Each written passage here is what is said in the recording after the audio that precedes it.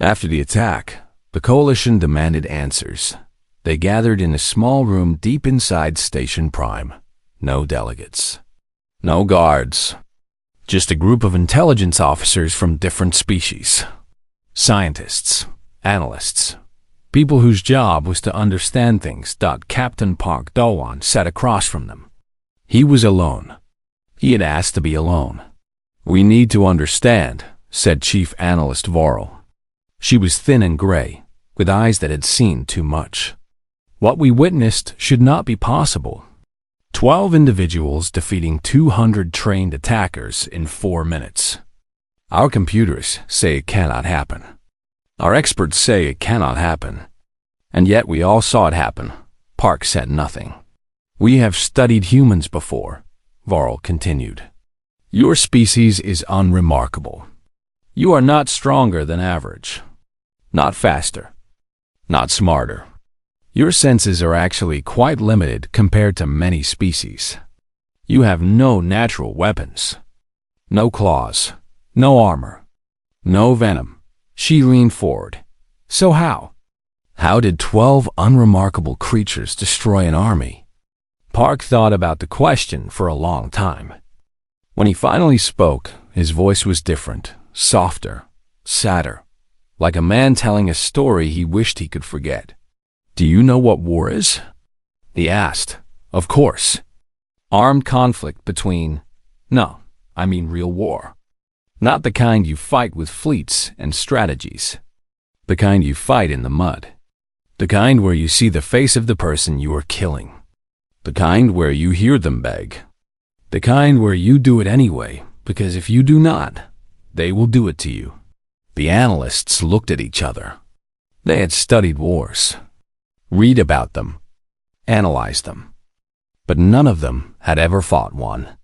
"Earth has no super soldiers," Park said. "We have no genetic modifications, no cybernetic enhancements, no special training from birth. What we have is something simpler." He paused. "We have veterans. People who have fought in wars that did not make sense. People who killed for causes they stopped believing in years ago. People who buried their friends in unmarked graves because there was no time for funerals. People who went to sleep not knowing if they would wake up." Vorel was recording everything, taking notes, but she found it hard to focus. Something in Park's voice made her want to look away. "How many wars has Earth had?" she asked. "In the last 100 years? More than I can count. Small wars, big wars, wars between nations, wars inside nations, wars over land, over water, over ideas, over religion, over nothing at all. We have been fighting since we first learned to pick up rocks." "Why?" Park almost laughed. "If I knew the answer to that, I would be a much happier man." He stood up and walked to the window. Outside, stars burned in the darkness. Beautiful, peaceful, so different from what he remembered. "I was born in a country that had just finished one war and was starting another," he said. "My father was a soldier. My grandfather was a soldier. My great-grandfather was a soldier. We did not choose this. It was simply what men in my family did. And the others? Your team? Each one has a similar story. Lieutenant Kim lost her entire family in a bombing when she was 8 years old. She was found 3 days later, still sitting next to their bodies. She was not crying. She was just waiting. She did not know what else to do." He continued. "Sergeant Beak was a child soldier, recruited at age 12, trained to kill before he learned to read. By the time someone rescued him, he had already killed more people than he could count. The therapists tried to help him. They said he would never be normal. He agreed with them. The analysts listened in silence. Some of them had started to look sick. Corporal Han watched his village burn. His family. His friends. Everyone he knew. He walked through the ashes for 2 days before someone found him. He does not talk about it. He does not talk about anything, really. But when he fights like he is trying to save everyone he could not save before. Park turned back to face them. Private Mira is the youngest. She is 23 years old. She has been in combat since she was 19. 4 years. In those 4 years, she has been injured 11 times, captured twice, and listed as dead once. She survived all of it. Her friends did not. She carries their names tattooed on her arm. 17 names. She reads them every night before she sleeps. Why? Voral asked. Why does she read them? So she remembers why she fights. So their deaths have meaning. So she never stops being angry. The room was very quiet. You asked how we did what we did, Park said. The answer is simple. We have nothing left to lose. We have already lost everything. Our innocence, our peace, our ability to sleep without nightmares. We have lost friends, family, futures.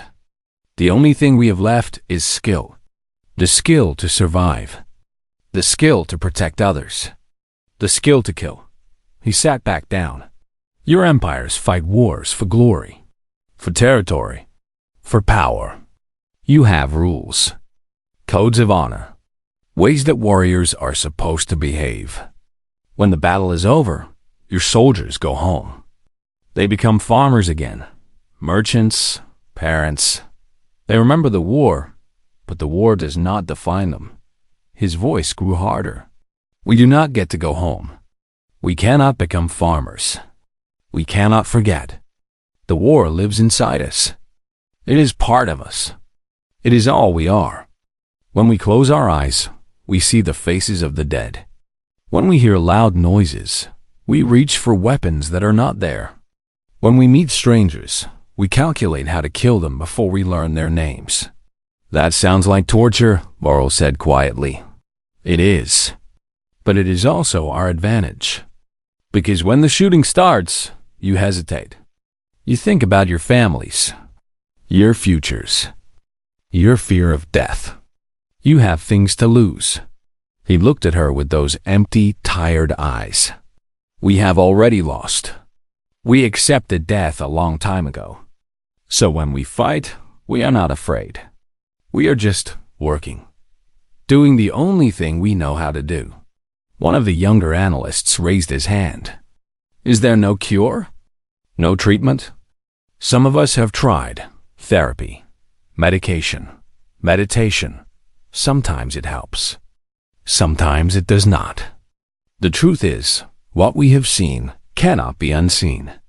What we have done cannot be undone. We carry it forever. And why do you keep fighting? Why not retire? Find peace? Park smiled. For the first time, it was a real smile. A sad, broken smile. Because this is the only way we can find meaning. Protecting people. Stopping wars before they start. Making sure others do not have to become like us.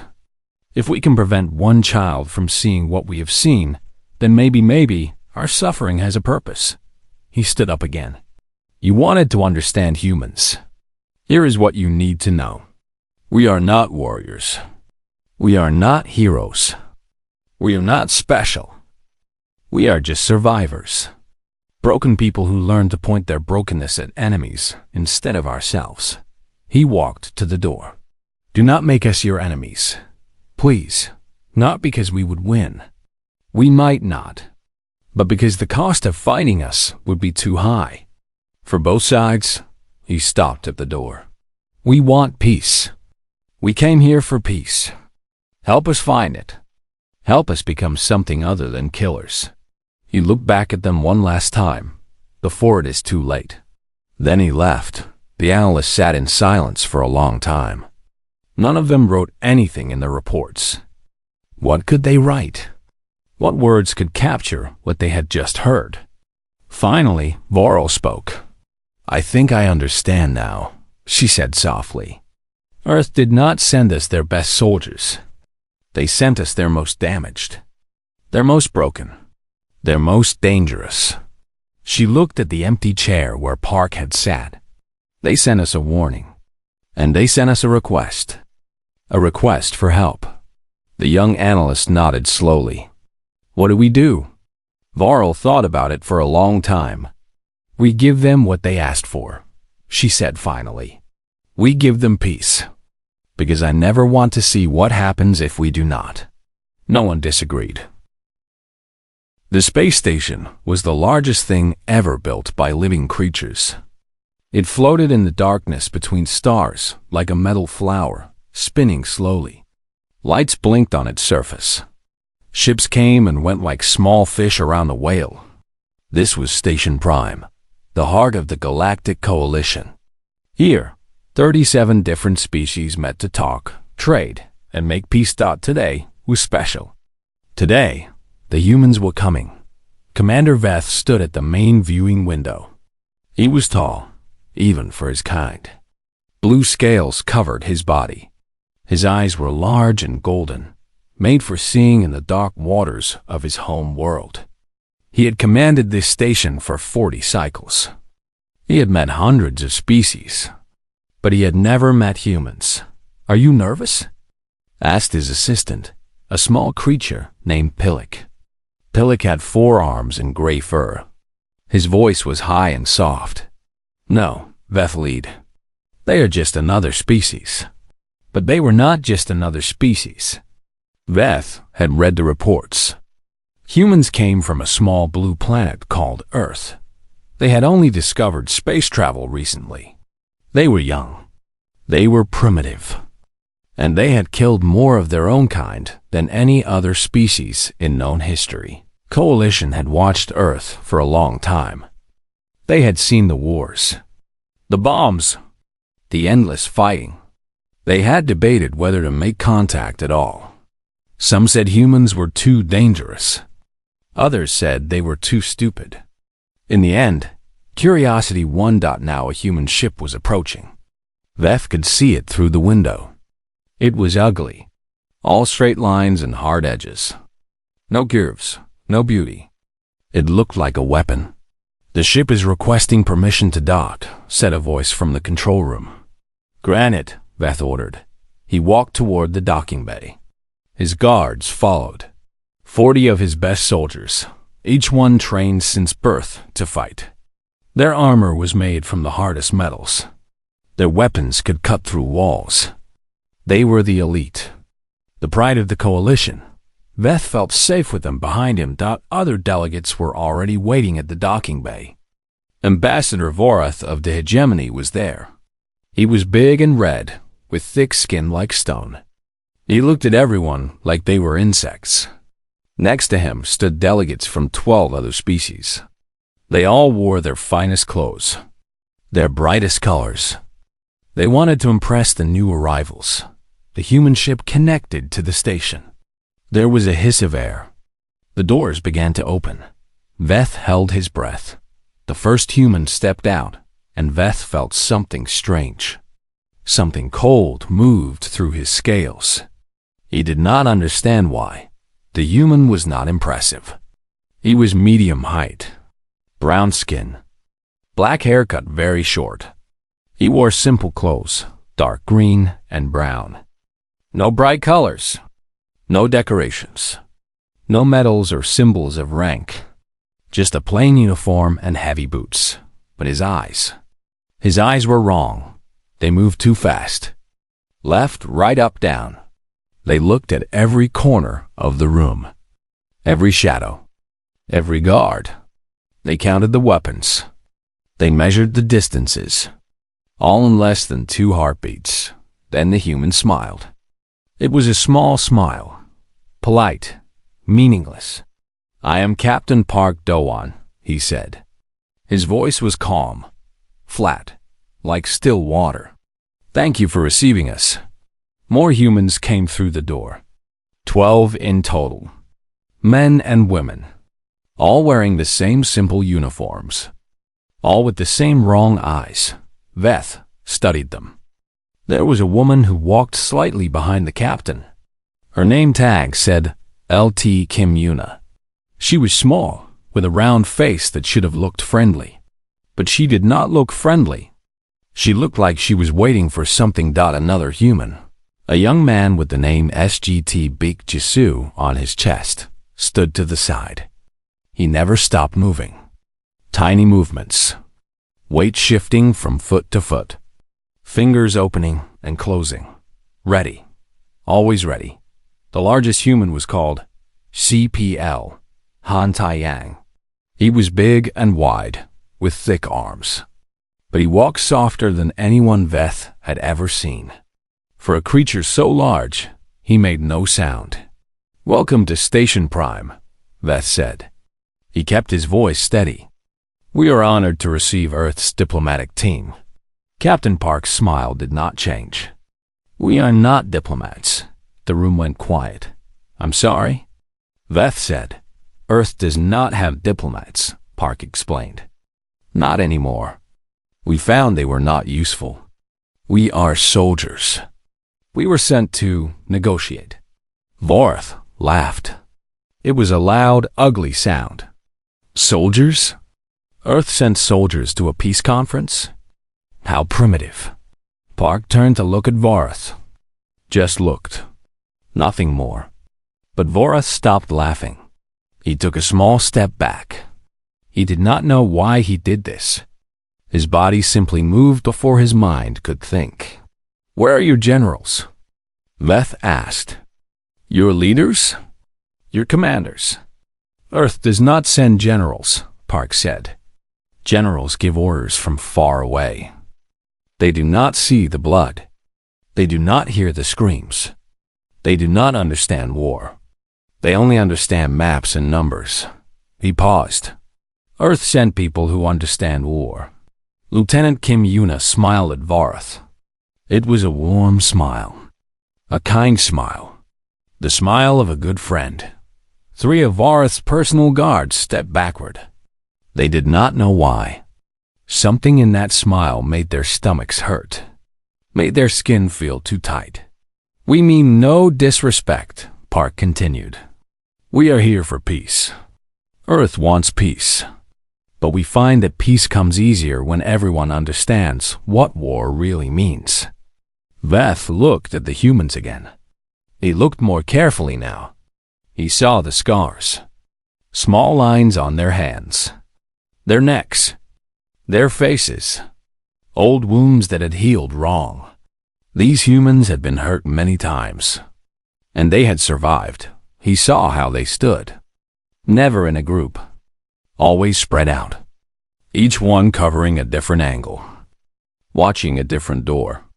They stood like people who expected to be attacked at any moment. He saw their hands, always near their belts, always ready to grab something. Even though they carried no visible weapons, their hands were ready. "You are veterans," Veth said quietly. "You have all fought in wars. Every human alive has lost someone to war," Park said. "Most of us have fought in one. These 12 have fought in many. We are not special. We are just experienced." Private Shin Myra, the youngest-looking human, was staring at the ceiling.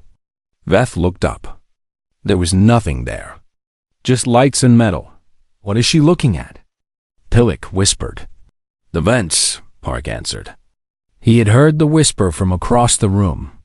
"She is checking if anyone could come through the vents. It is a habit. She cannot stop. Why would anyone come through the vents?" Park looked at Pillick. For the first time, something real appeared in his eyes. Something sad.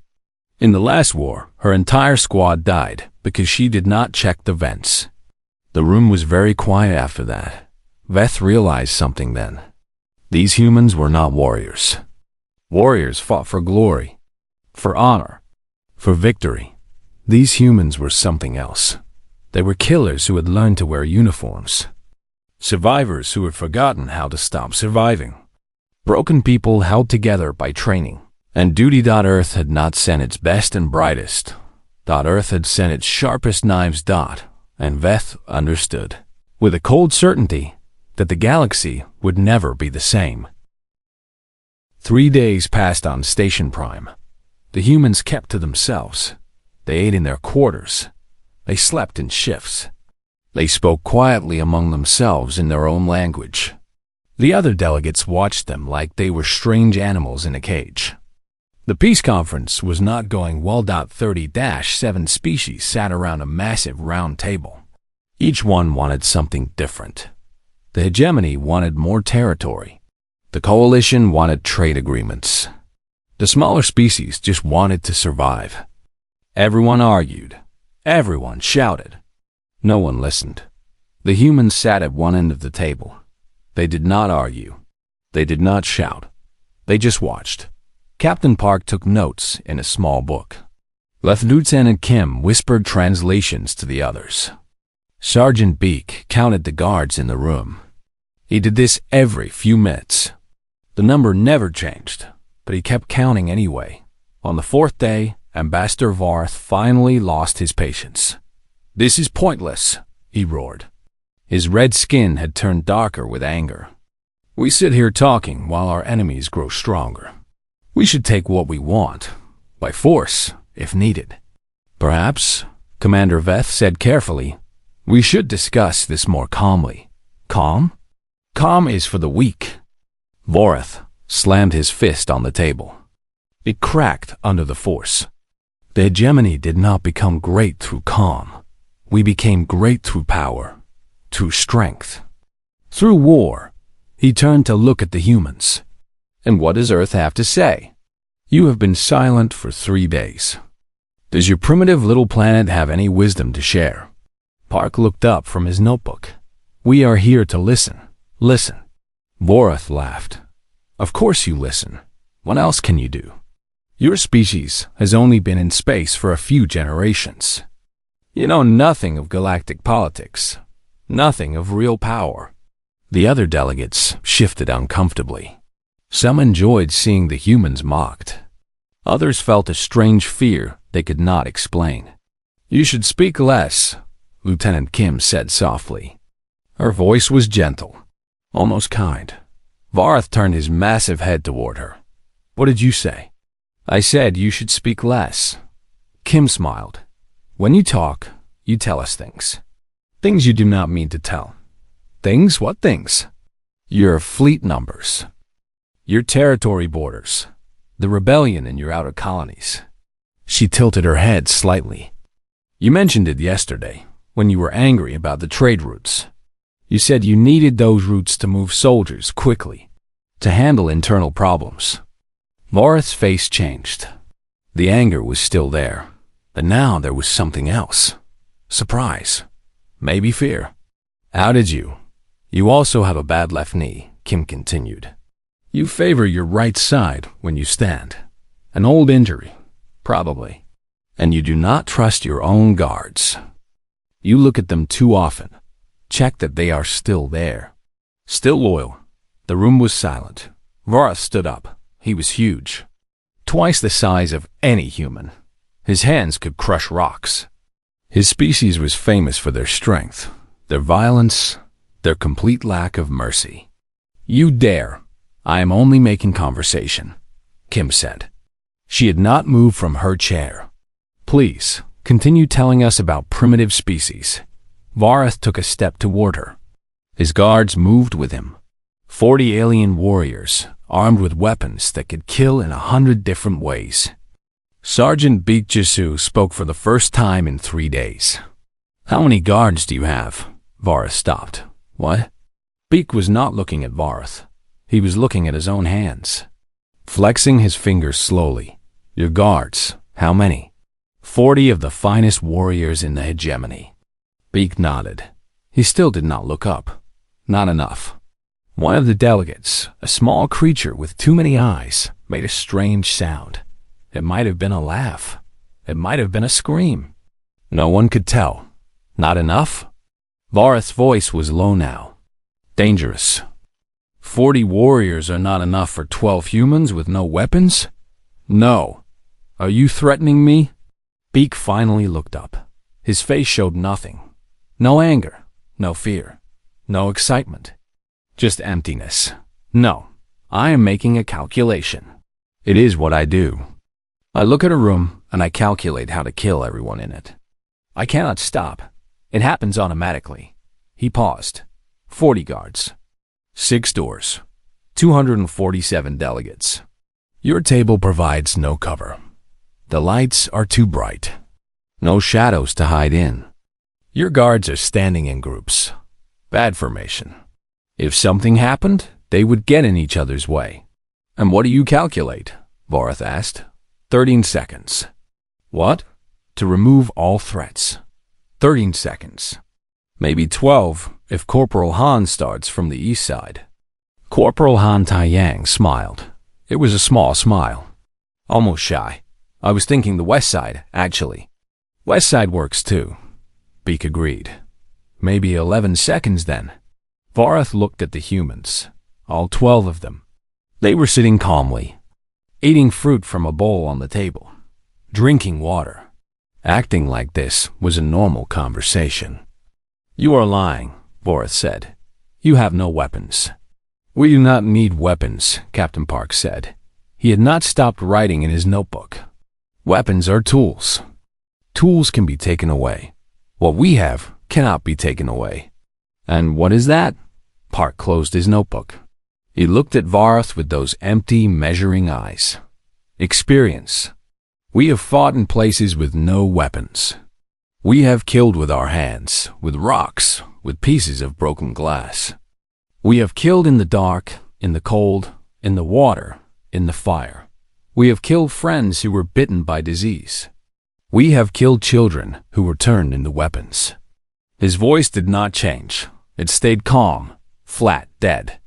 Your species fights wars for territory, for power, for glory. You have rules, codes of honor, ways that warriors are supposed to behave. He stood up slowly. We have no rules. We have no codes.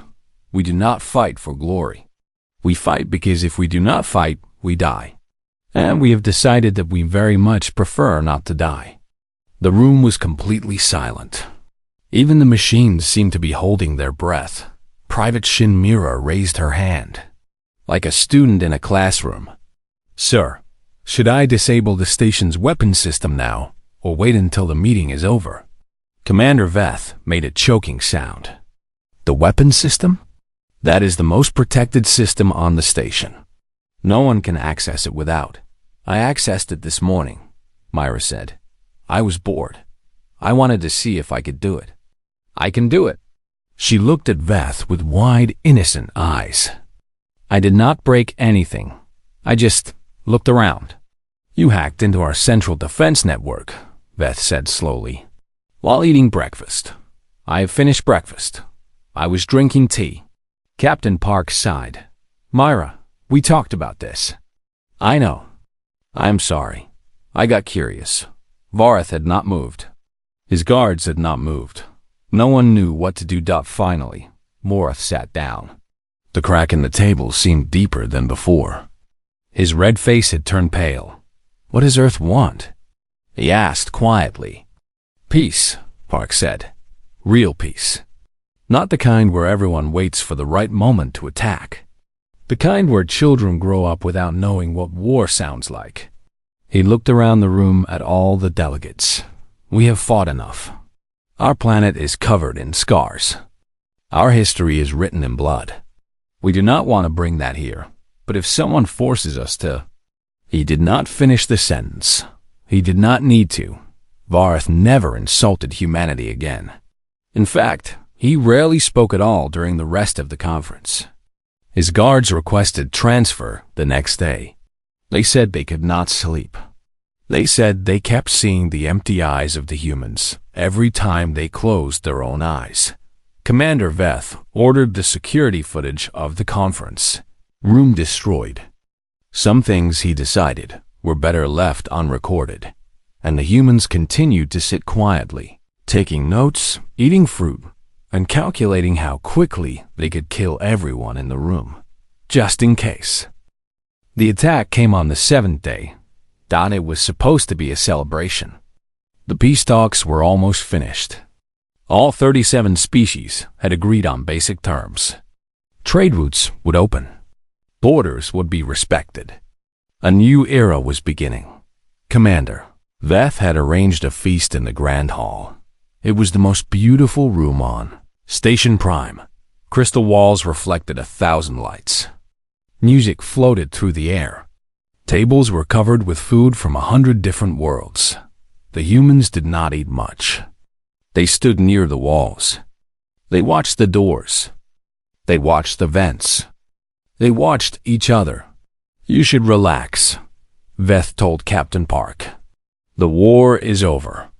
This is a time for celebration." Park smiled his empty smile. "We do not relax well, but the station is secure. My guards have searched every corner. Every ship has been inspected. There is no danger here." Park looked at Lieutenant Kim. She looked at Sergeant Beak. He looked at Private Mira. Some silent message passed between them. "There are 17 ships docked that were not scheduled," Kim said quietly. Veth frowned. "Emergency repairs. Engine problems. Nothing suspicious. 34 of your guards called in sick today. A stomach illness. The medical bay is treating them. And someone disabled the backup power to this section of the station." Veth stopped. "What? 2 hours ago?" "Very professionally done. It would take 30 minutes to fix." Before Veth could respond, the lights went out for exactly 3 seconds. The Grand Hall was completely dark. Then the shooting started. Plasma bolts lit up the darkness like lightning. Screams filled the air. Bodies fell. Glass shattered. The beautiful music turned into the sounds of war. 200 attackers poured through the doors. They wore black armor and carried heavy weapons. They moved fast, shooting at anything that moved. They were not soldiers of any known species. They were something worse. They were extremists, fanatics, believers in an old religion that said the galaxy belonged to only one species. Everyone else was a mistake, a disease to be cured. They had planned this for years, waited for this moment. All the leaders of the coalition in one room. One attack, one moment, and the galaxy would be theirs. The delegates screamed and ran. The guards fired back, but they were confused, disorganized. Half of them fell in the first 10 seconds. The extremists knew exactly where to aim. They had planned every shot. In the chaos. No one noticed the humans. They had stopped moving. For one heartbeat, all 12 of them stood perfectly still. Like statues. Like machines waiting for a command. Then Captain Park whispered one word. "Go." Private Shin Myra was already moving before the word left his mouth. She did not run toward cover. She ran toward the enemy. A plasma bolt flew past her head. She did not notice. Another bolt burned through her sleeve. She did not slow down. The first attacker saw her coming. He raised his weapon. He was fast, trained. Deadly. Myra was faster. She grabbed his weapon arm, twisted. The arm broke with a wet snap. She caught the falling gun before it hit the ground. Fired twice. 2 more attackers fell. She was already moving again. 9 kills in 7 seconds. Sergeant Beak went east. He found a group of 6 attackers trying to set up a heavy weapon. They saw him coming. They turned to fire. Beak dropped low, slid across the floor on his knees, came up between them. His hands moved in ways that did not seem possible. Soft movements. Gentle, almost. Like a dancer. Each movement killed someone. 12 seconds for 6, he said to himself. He was disappointed. He was getting slow. Corporal Han Taiyang went west. He was not gentle. He was not quiet. He was a storm dog. The first attacker he hit flew 6 meters through the air. The second attacker he grabbed on the throat and used as a shield. The third attacker stabbed him with a knife. Han looked down at the knife in his side. Then he looked at the attacker. He smiled his small, shy smile. That was rude, he said. Then he broke the attacker in half. Lieutenant Kim moved through the shadows. No one saw her. No one heard her. Attackers simply fell down and did not get up. Other attackers looked at their fallen friends, confused. They saw no wounds, no blood, just still bodies and empty eyes. Kim had learned to kill without leaving marks. It was cleaner that way. Less evidence. Captain Park did not fight. He stood in the center of the chaos and gave orders. Hand signals. Short whistles. Coded words. His team moved like water around him. They flowed through the battle, changing direction without warning, supporting each other without speaking. Contact rear 6, he said calmly. Myra was there before he finished speaking. 6 attackers down. Heavy weapon, balcony. Beak was already climbing the wall. The heavy weapon went silent. Hostage situation, north door. Kim appeared behind the hostage taker. 1 second, he was threatening to kill a delegate. The next second, he was on the floor, and Kim was helping the delegate to safety. The attackers had trained for years. They had memorized the room layout. They had practiced their attack 1,000 times. They knew exactly what they were doing. It did not matter. In 4 minutes, it was over. 200 attackers. 12 humans. 4 minutes. The lights came back on. The grand hall looked like a nightmare. Bodies everywhere. Broken glass. Burned walls. The smell of plasma and death filled the air. The humans stood among the bodies. They were checking pulses, making sure everyone was down, making sure no one was pretending. None of them seemed injured. None of them seemed tired. None of them seemed affected at all. Captain Park walked over to Commander Veth. The commander was hiding behind an overturned table, shaking. Apologies for the mess, Park said. His voice was the same as always, calm, flat, empty. We tried to minimize damage. Veth stared at him. How did you? That was 4 minutes. Not our best time. Corporal Han was injured. Park looked at Han, who was pulling the knife out of his side. He needs medical attention. I am fine, Han said. It is a small knife. Medical attention, Park repeated. Han sighed. Yes, sir. The other humans were helping the delegates, giving first aid, calming the frightened. Some were crying. Some were screaming. The humans spoke to them quietly, gently, like parents comforting children after a nightmare. Drink this, Myra said to a small delegate who was shaking badly. It is water. It will help. How can you be so calm? The delegate asked. Myra thought about it. I do not know, she admitted. I used to shake too. After my first battle, I shook for 3 days. But then the shaking stopped. I do not know where it went. She looked at her hands. Steady, still, the hands that had killed 9 people in 7 seconds. I think something inside me died, she said quietly. Something that normal people have. It died, and it did not come back. She smiled at the delegate. It was a warm smile. A kind smile. But that is okay, because I can use what is left to protect people like you. The delegate did not know what to say. Across the room, Lieutenant Kim was talking to Ambassador Vorath. He was not injured. His guards had protected him.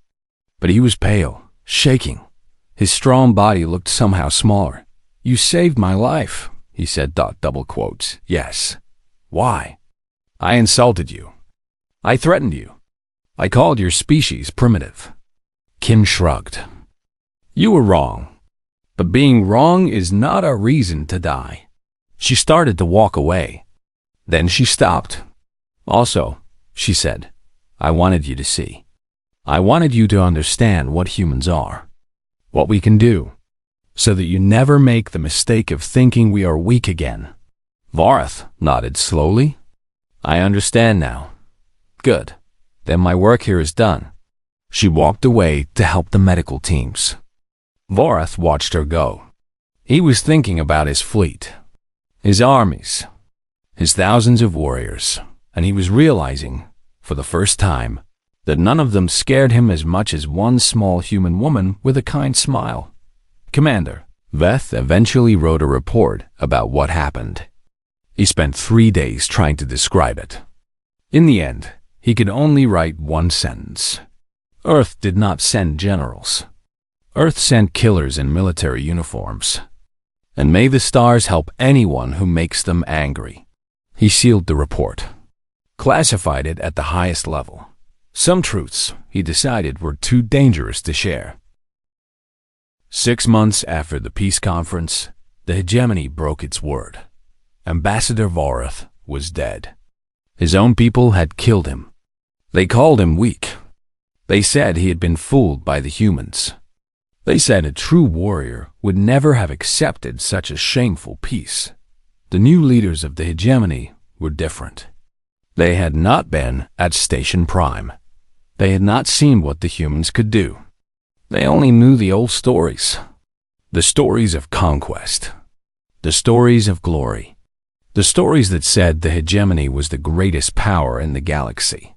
They gathered a fleet. 3,000 warships. Each one bigger than anything Earth had ever built. Each one carrying weapons that could destroy cities. Soldiers that could conquer planets. The fleet moved toward Earth. The message was simple. Surrender or die. Lieutenant Kim Yuna received the news while eating breakfast. She was back on Earth now. All 12 of them were. The peace conference had been successful. The coalition had signed treaties. Trade had begun. For 6 months, things had been good. Now the good times were over. She put down her spoon and read the report again. 3,000 ships. Enough firepower to burn Earth's surface clean. Enough soldiers to fight for years. She sighed. Then she made a call. Sir, the hegemony is coming. Captain Park's voice was calm on the other end. I know. I saw the reports. What do we do? There was a pause. What we always do. Kim nodded, even though he could not see her. She finished her breakfast. There was no point in wasting food. That the hegemony fleet arrived at the edge of Earth's solar system 3 days later. They stopped just outside the orbit of the farthest planet. A show of force. A final warning. The fleet commander was called Supreme Admiral Drath. He was young, strong, and hungry for glory. He had never lost a battle. He did not plan to start now. Open a channel to Earth, he ordered. The communication officers obeyed. Screens flickered. Static cleared. A human face appeared. It was Lieutenant Kim Yuna. She was sitting at a desk. Behind her, through a window, blue sky and white clouds. She looked like she was in an office. A normal office on a normal day. Good morning, she said pleasantly. How can I help you? Drath was confused. He had expected generals, leaders, at least someone in a uniform. Not a young woman in casual clothes. I am Supreme Admiral Drath of the Hegemony, he announced. Commander of the greatest fleet ever assembled. I have come to deliver Earth's judgment. I see, Kim said. She did not seem impressed. Would you like some water? You look tense. I do not want water. I want your surrender. Kim looked at something off-screen. That is going to be difficult. Let me check something. She started typing on a keyboard. Drath stared at the screen. Was she checking her messages? What are you doing? He demanded. Just a moment. I am looking for the appropriate response. She scrolled through something. Ah, here it is. She looked back at the screen. The official response from Earth is, no, no, no, we will not surrender. Thank you for your offer. Drath's face turned purple with rage. Do you understand what I have? 3,000 warships. Millions of soldiers. Weapons that can crack your planet in half. Yes, I can see them. They are very impressive. My compliments to your engineers. Then why do you refuse? You cannot win. You are nothing compared to us. Kim smiled. It was the same smile she had given Vorath 6 months ago. Warm, kind, deadly. Let me tell you something about Earth, she said. We know you are watching. We know you are watching. You have been watching us for years. You have seen our wars, our violence, our endless, stupid, beautiful, terrible fighting. She leaned closer to the camera. You have seen 12 of us work. At Station Prime, 4 minutes. 200 attackers. Do you remember? Drath said nothing. He remembered the reports.